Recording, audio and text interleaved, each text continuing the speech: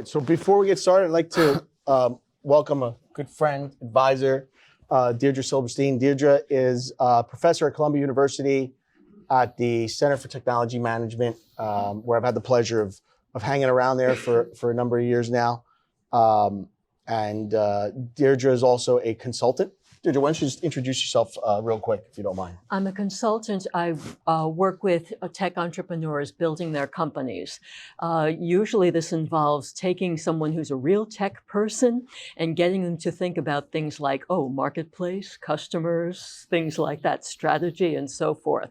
Love doing it. I've been doing that for about 20 years. Before that, I was at Deloitte, and then previously also in the publishing industry, and I've done big global projects, including I did the very first electronic manuscript project in 1983 and have been doing projects since. So a lot of experience in technology, but also a lot of experience.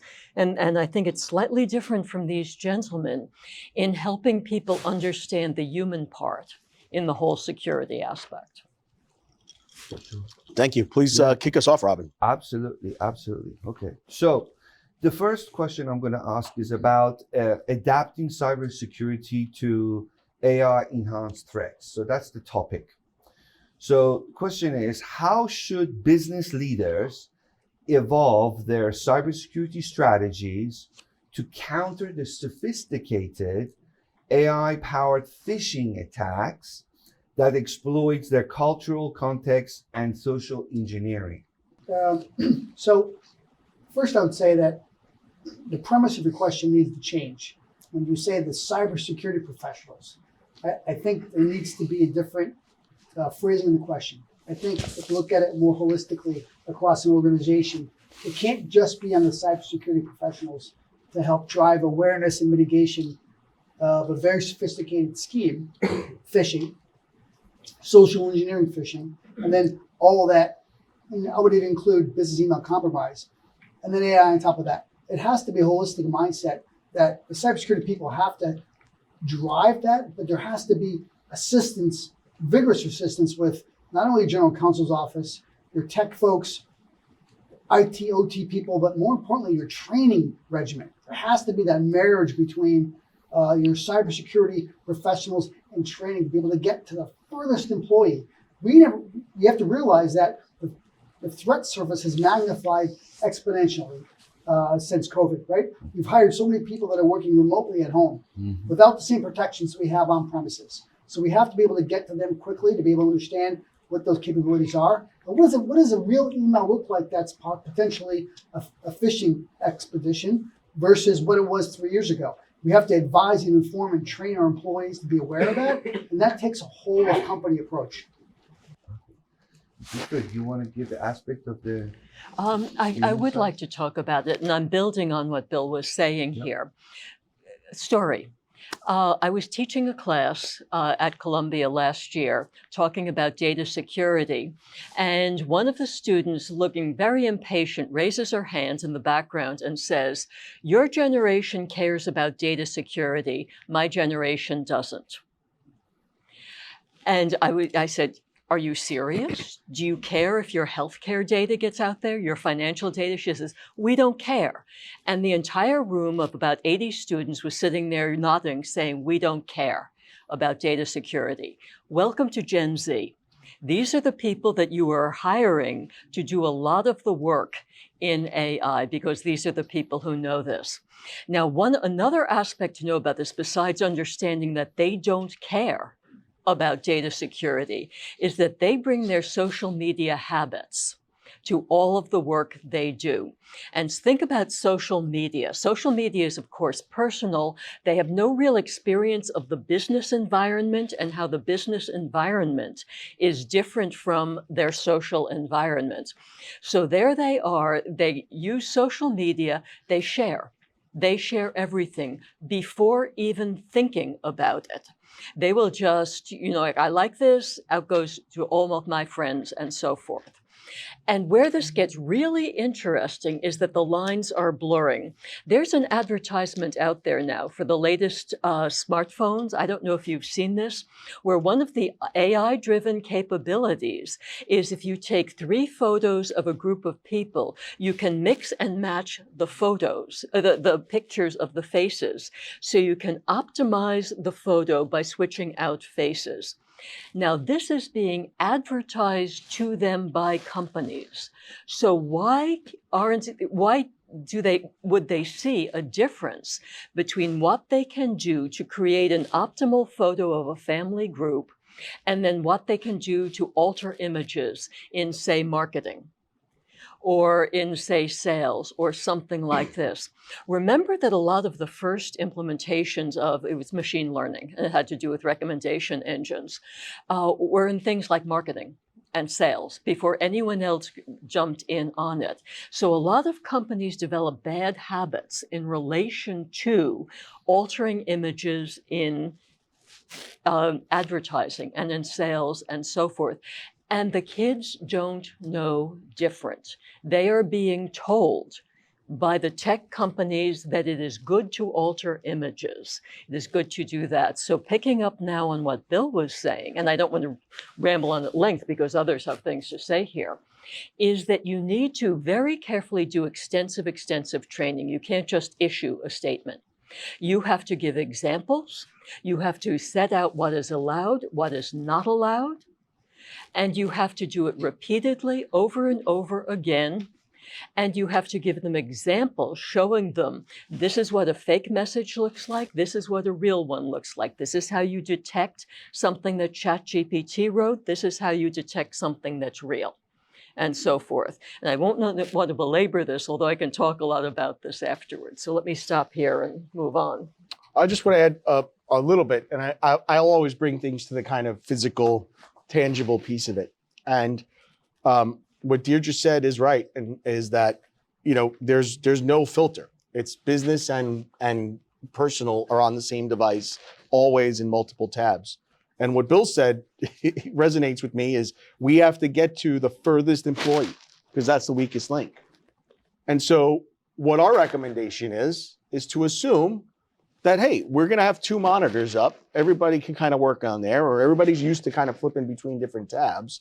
And just don't ever allow the cross-pollination of personal stuff with business stuff, right? So you have a virtual desktop. The way we solve for it is specifically is we build a virtual desktop that's locked down, that doesn't allow Facebook, that doesn't allow social media, that only allows AI engines that are permitted by or whitelisted by the organization. But now you let people bring their own device on a second machine, or you give them a machine and you say, hey, when you're working on corporate email, you can't access Gmail. And that's really the way we have to assume it is. You have to give people the ability to work in a personal environment, but also be productive and draw a very hard line between the two. Perfect.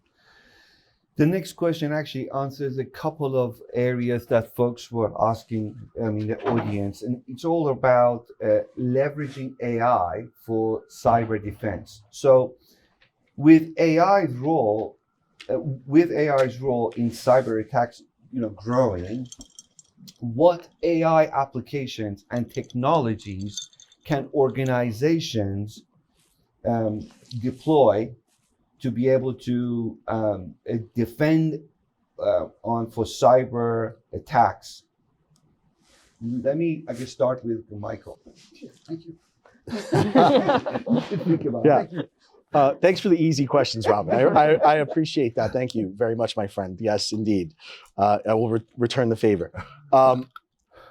So the answer here is there's not a really good answer. You have to assume the technology you just invested in yesterday is useless tomorrow. Okay? And not to bring it back to what I said earlier, but you need to be able to turn on a dime, right? If we look at it's a honeypot, right? If I'm a threat actor, I'm going after the AI engine that's protecting my firewalls. I'm going after that. I'm going to expose those weaknesses, right? Back to the zero-day vulnerabilities, back to the misconfigurations.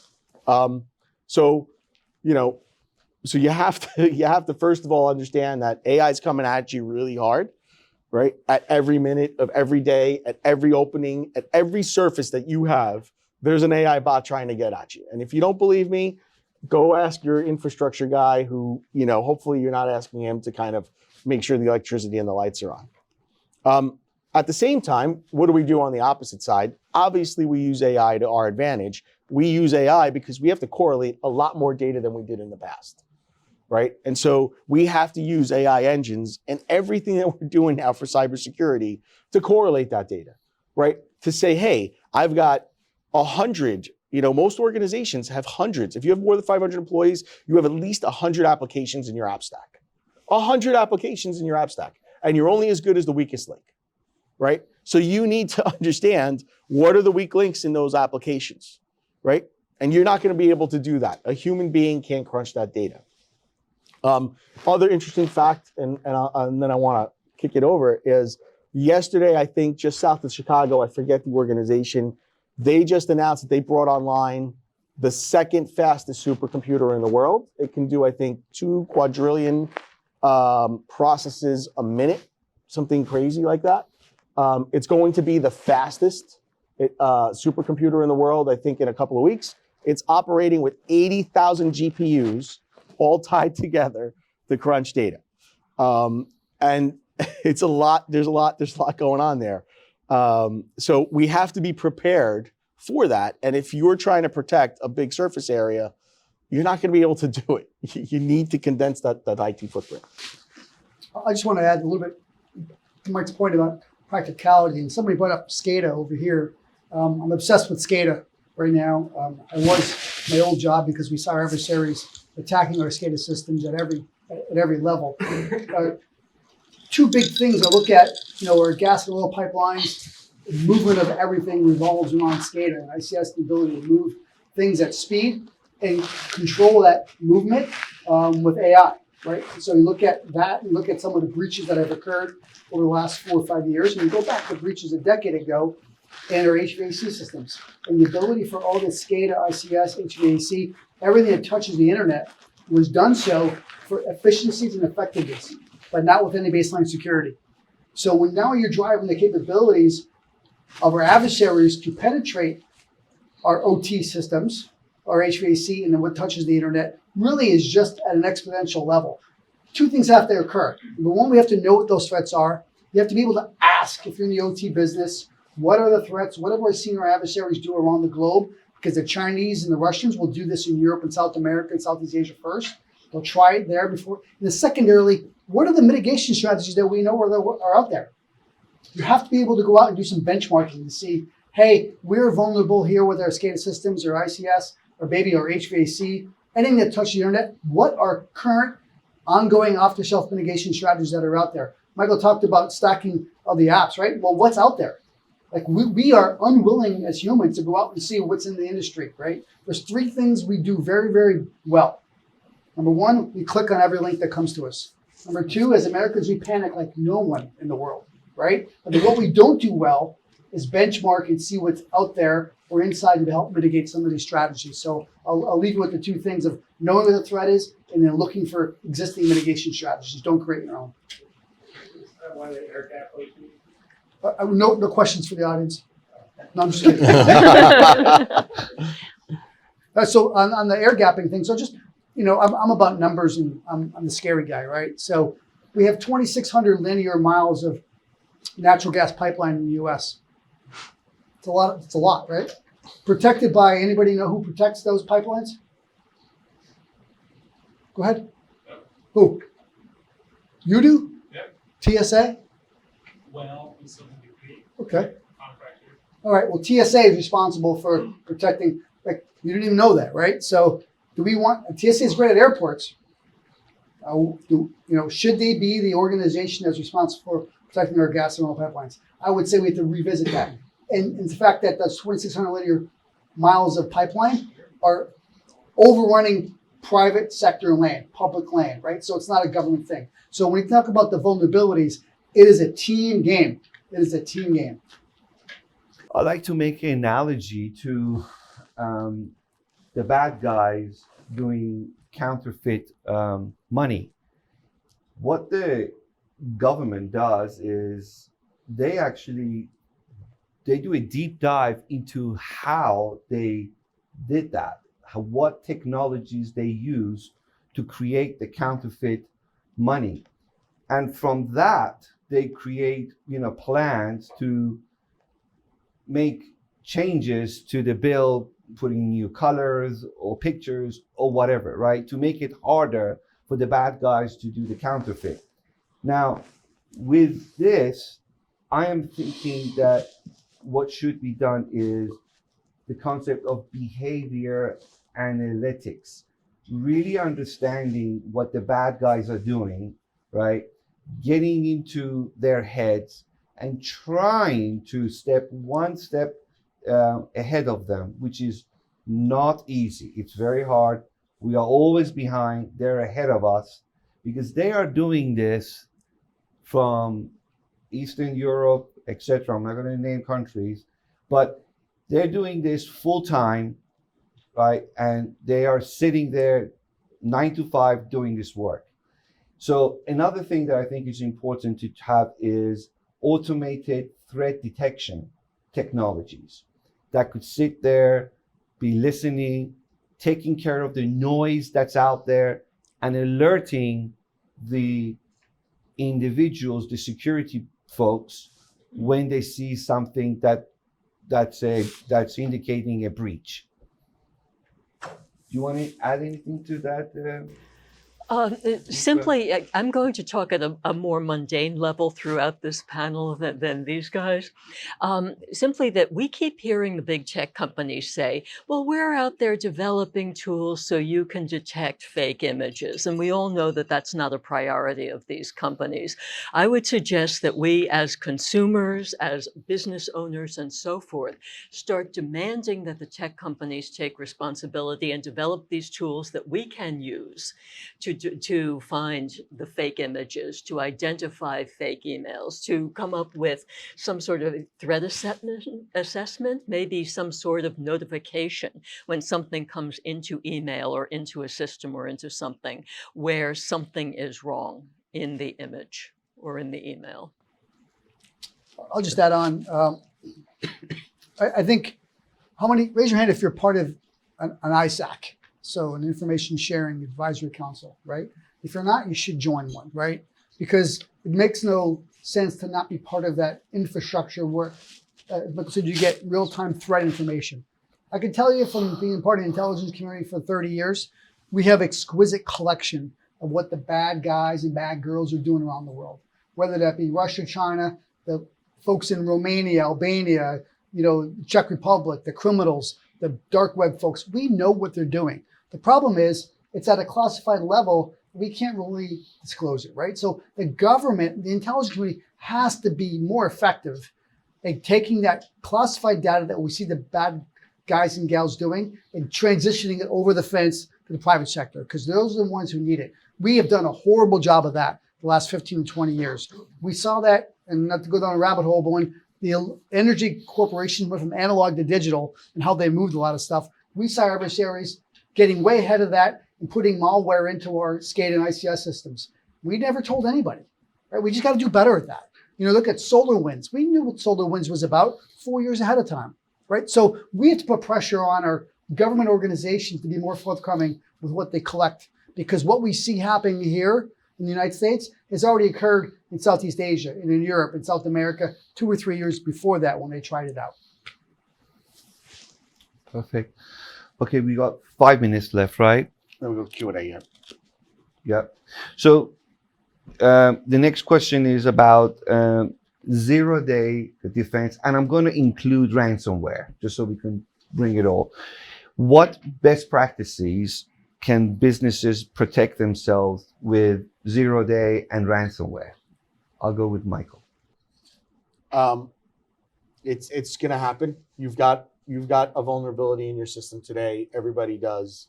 It's not possible not to have one. And so best practice is to have a team that's scouring all of your app stack and checking for zero-day vulnerabilities against what your systems are. And then have consistent vulnerability monitoring in your environment, checking for the things that you might not think that are there, right? Or the little present that somebody installed on your system, that's out there. The other best practice, again, is reducing that IT footprint, because you're going to hit a 0-day vulnerability that you can't patch directly. But you can potentially mark the signature, look at it at the perimeter, and have multiple lines of defenses. So there is no best practice. You need to really just be very vigilant. I'll take the other side of that in terms of the other side of that. Backup. Any point in time before the vulnerability. Absolutely. Yeah. Very key. 7 out of 10 folks who are hit with ransomware are paying the money now, right? Because unlike 4 years ago, where they were locking down their system, now it's all about the data, right? The data is now still technology. And the bad folks are taking that data. Some can provide it back to you, some can't. But what we're finding, and what I'm finding, is a lot of these big companies, small companies, medium, don't have redundancy, right? They're not backing up their data, so they're paralyzed when this happens, and they're paying the money, and only half of them are getting their data back. So for me, best practices are have a backup system for your data so you can get it back. Number 2 is when you pay your ransomware, because you're going to pay it, make sure the FBI is sitting next to you, because the FBI is going to advise you not to pay. Wink, wink, wink. But you're going to pay it because you have a responsibility to get that data back. But when you pay it, the FBI is there. They'll watch where that money goes, and they're about an 80% success rate of getting that money back for you. But what are you seeing in terms of ransomware attacks being a diversionary tactic? I haven't seen a whole lot of that. Most of the ransomware attacks have been very sophisticated with good tactics with really bad criminal organizations that are willy-nilly and can disappear a couple days, right? So, but at the end of the day, they're realizing that data is so paralyzing for us. But when you see the European ransomware corporations, going back to our evil, when they collect your data, they don't have anywhere to put it either, right? So sometimes it just gets thrown in the garbage because you're not looking at people that have cloud service providers who are bad guys, right? So they're locking down your data or taking it. But if you're in a hospital, if you're in a third-party data situation, you need that data back. And to Michael's point, you need to make sure that your resiliency includes third-party data holders, right? Because the first person that's calling you when you have ransomware is that third-party data holder who you own their data, right? So that's problematic in the aspect. So I haven't seen a lot, Mike, in terms of the diversionary tactic. It's been really bad criminal organizations with good techniques and tactics. So with that, we're going to conclude. I want to thank my distinguished colleagues here. Thank you so much for making the trip. I want to thank our hosts here at SL Green for this amazing venue. And I just want to point a few people out in the audience. If you'd like to, Mike Stiglianides is here. Mike is an advisor to TetherView. He's probably one of the first folks that carried a title around the world of risk advisor, and really helped define what that means at Citigroup. And now is working with TetherView as an advisor to us. We work with some clients together. And if you want to learn about IT advisory risk, please see Mike. If you want to learn a little about TetherView, we've got Yauka, raise your hand, and Jim over there. And if you want to know about low Earth orbit satellites and why they're a risk right now, come see me. I'll give you a fun story about it. We've got some cocktails on the opposite end of the of over here, and I think the terrace is open over there. So thank you all for coming. Really appreciate it.